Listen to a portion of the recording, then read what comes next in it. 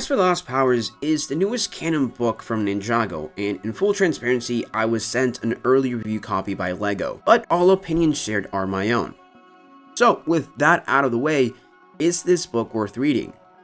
Personally, I'm not huge into LEGO books, but Quest for the Lost Powers is a very interesting concept for a book. It's a direct sequel to Crystallized, and as the title suggests, the book consists of 4 standalone stories where Kai, Jay, Cole, and Zane all try to regain their elemental powers in a variety of ways. And overall, the book is a bit of a mixed bag. There are some really good ideas in the book, and there are also some ideas that just miss the mark. The standouts for me are Zane and Cole's storylines. Cole's story is not an interesting premise, it's pretty much just Cole becomes a farmer, but it was executed so well where you just can't stop smiling.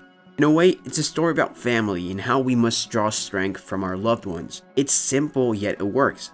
Zane's story, on the other hand, is much more interesting and complex. It's more introspective. We go inside Zane's mind and relive events from his past. It's fun and tragic.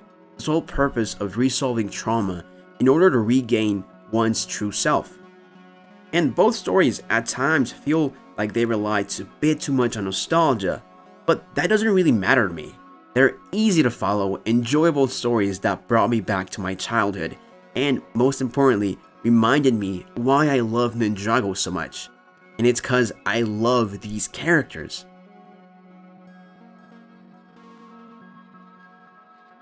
Now, let's talk about the bad. Jay's and Kai's storylines sound the most interesting out of all 4. Kai's arc explores his relationship with Skylar and it ties up loose ends from previous seasons. And Jay's storyline explores Jay's feelings towards never meeting his biological mother. The issue is the payoff isn't satisfying. Kai's chapters are the most action-packed, but Kai, in my eyes, has become an uninteresting character to follow.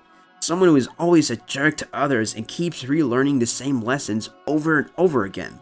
Like, how many times will Kai learn that he can't do everything on his own?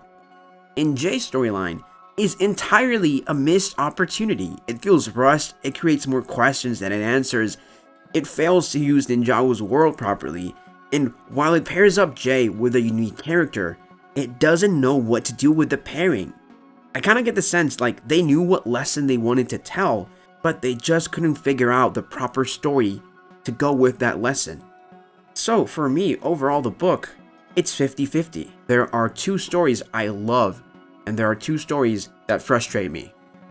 Overall, should you read this book? I think so. There is definitely stuff for Ninjago fans to like, and the illustrations inside are delightful.